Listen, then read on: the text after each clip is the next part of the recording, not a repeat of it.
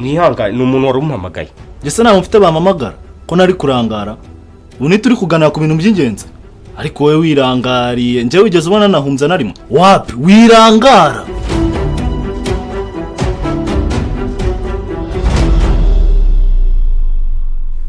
Nakurangara. Nje bitewe n'akamaro iki kiganiro gifite sinakigira ndangara. Akira bika ahubwo nsinyire dutangira akazi.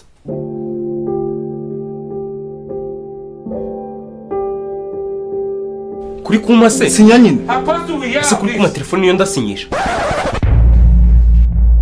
Akira telefone nyine duhe nimero zawe. Tuzakoresha umuntu tuzafite nimero ze.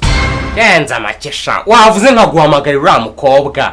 Mamagara se ngo akora iki? Harya ngo ntago ujya urangara. Niyo urangaye kabari gake ukahita wigarura. Niyo utinzeho birapfa. Kaka mbonye atari gakera. Umuntu yaravunitse ijosi kubera kuri kwedura nka shikarete.